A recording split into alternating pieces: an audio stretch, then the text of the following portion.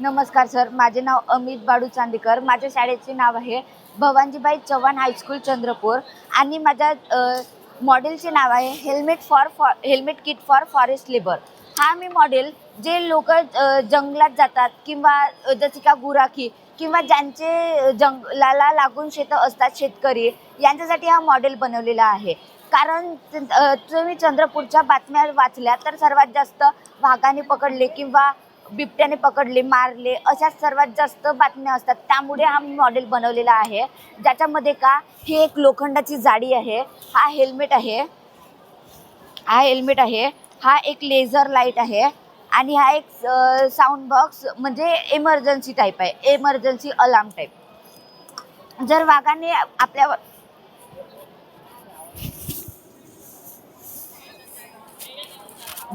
हल्ला केला तरी पण त्याचे नखं आपल्यापर्यंत जाऊ नाही शकणार, कारण का ही जाळी तशी बनवलेली आहे.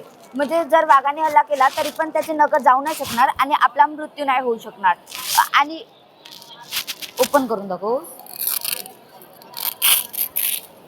अच्छा. आणि याला वापरण्यास पण खूप सोपे आहे सर. आणि जो वाघ राहतो तो सर्वात जास्त मागून मानेवर हल्ला करतो, त्यासाठी आपल्याजवळ हा एक हेल्मेट आहे आणि त्याच्या मागून रेडियमनं चित्र पण काढलेले आहे.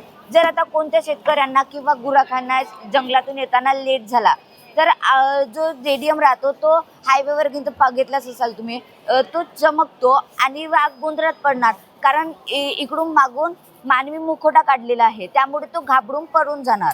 त्याला समजणार नाही, तो गोंधळात पडणार आणि पडून जाणार. आणि पुढून आपल्याजवळ एक LED लाईटसुद्धा आहे. जर आता येताना लेट झाला तर आपण हे चालू करून आपले काम करू शकतो. याला मी नट बोल्टने फिक्स केलेला आहे, तर जेणेकरून आपण याला घरी पण यूज करू शकतो.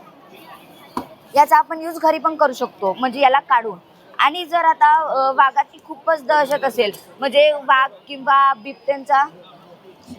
बिबट्या खूपच त्या एरियामध्ये असेल, तर आपल्याजवळ हा एक शेवटचा पर्याय म्हणून हा एक DC मोटार आहे. हे एक अर्थिंग आहे. हे आपण आपल्या पायामध्ये टाकून ठेवणार. ज्यांच्याकडे हे अर्थिंग राहणार त्याला काहीच नाही होणार, पण आपण हे जेव्हा चालू करणार तेव्हा त्याला थोडाफार करंट जाणवेल. करंट आहे नाही आहे. करंट लागणार त्या वाघाला किंवा बिबट्यांना, पण त्यांना काहीच नाही होणार, कारण का DC मोटरने काहीच नाही होत. म्हणजे कोणालाच करंटने जीव नाही जात. आणि ही फक्त 3.7 वोल्टची आहे, त्याच्यामुळे काहीच नाही होणार. फक्त त्याला चटका बसणार आणि तो पडून जाईल आणि त्याचा जीवसुद्धा नाही जाईल त्या हिंस्र प्राण्याचा. आणि जर हा तर आपला डोक्यापासून हे 2 मॉडेल आपल्या डोक्यापासून ते पोटापर्यंतचा कव्हर करतो. उरला प्रश्न पायाचा आणि हाताचा, कारण का या मॉडेलमध्ये हात पण कव्हर नाही आहे.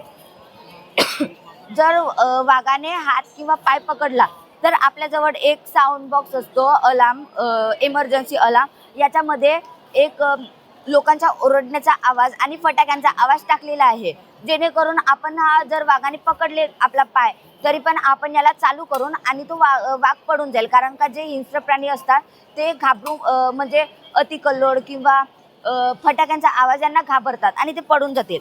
आणि जर आता वाघ पुढून येत असेल तर आपल्याजवळ हा एक लेझर लाईट असतो. जर वाघ पुढून येत असेल तर आपण त्याच्या पुढे असं घुमवून त्याला घाबरवू शकतो. आणि सर याचे फायदे म्हटलं तर अल्पच्या खर्चातून मॉडेलची निर्मिती झाली आहे व हाताळण्यास पण खूप सोपी आहे. या मॉडेलचा उपयोग वन विभाग करू शकतो आणि मानव वन्यजीव संघर्ष टाळण्यासाठी पुन्हा मॉडेलचा वापर करून आपण आपले काम सहजपणे करू शकतो. जसे का आता गुराखी यांना जंगलामध्ये चरायला ढोरं न्यायचे राहतात, तर त्यांनी सहजपणे नेऊ शकतात. आणि सर्वात महत्त्वाचं म्हटलं तर महाराष्ट्र सरकारची प्रत्येकी 25 लाख रुपयाची बचत. जर आता कोणत्या हिंस्र प्राण्याने मानवाला मारले आणि त्याचा जीव गेला तर त्याला 25 लाख रुपये अनुदान देते महाराष्ट्र सरकार, त्याची सुद्धा बचत होईल सर.